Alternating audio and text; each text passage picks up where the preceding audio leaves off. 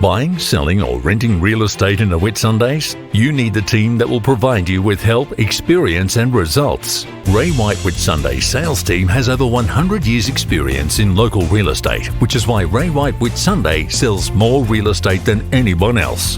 Whether it's residential sales, commercial leasing, marine or rural sales, Ray White Whitsunday have the solution. So contact Ray White Whitsunday today and get the results you deserve. It's 8:30, time for our weekly real estate market report, thanks to Ray White Whitsunday. And this morning we're talking to Brett Dwyer. Brett combines both his professional knowledge as a real estate agent with that of a mortgage broker. Good morning, Brett. Morning, Tom, and how are you going? Very well, thank you. Tell me a little bit more about your finance broker business. Not many people know, or probably a lot of people know, that I was actually transferred to Airlie Beach in 1998 as the manager of the National Bank. When I left the bank, I did a few other things, but also established a finance broker business. I really enjoy that type of interaction with clients, and I get a lot of joy out of getting people loans for their houses and businesses or whatever it is they need in their life. And we'll talk a little bit more about that in a little while. But to property, you've been a real estate agent with Ray White Whitsunday for 6 years? Yeah, just coming on 6 years now. It seemed like a good option for me with my skill set of being a banker and understanding how property transactions work. So it's enabled me to put together quite a few transactions that would normally be a little bit difficult to put together, but it's working well for me. So putting those two together, finance broker and property and real estate agent, with the cost of living pressures as they are, and obviously property values increasing all the time, what advice do you have for younger people trying to get into the property market? Good question. The difficulty for first-time property buyers is they often struggle to save up the necessary deposit for a house, and with cost of living pressures, a lot of young people are paying their rent and their food and their cars and everything, so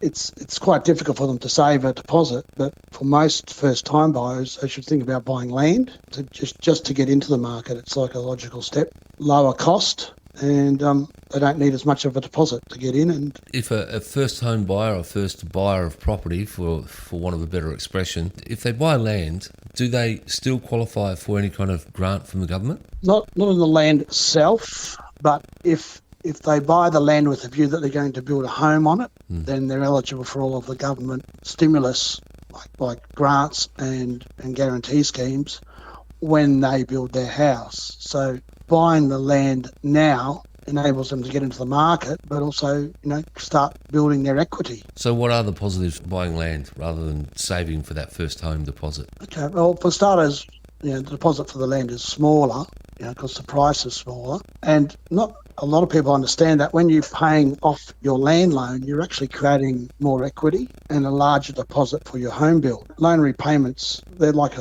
a commitment that builds equity, almost like forced savings. So the other part too is if you're buying land and the land rises in value while you're paying it off, then that's also creating even more equity in a deposit. And an example I sold a block of land to a couple in Hidden Valley back in 2021 for $210,000, and earlier this year we sold the land for $300,000.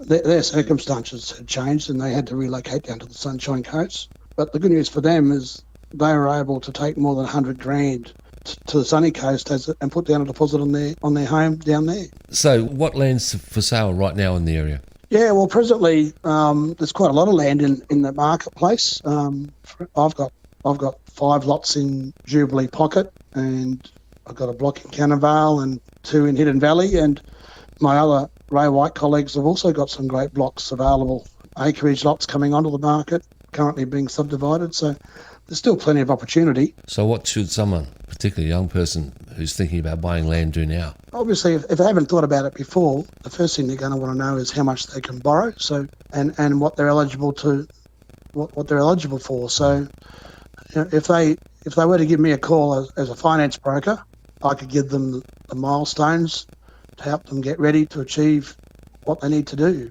It doesn't cost them anything, so to make a call and to find out. But that would be the first step. Just ring your broker or your lender and ask to sit down and work out what they can actually do. All right, Brett, thanks for your time this morning. Enjoy Thursday. Thanks, Tom. My pleasure. See ya. IslandFM.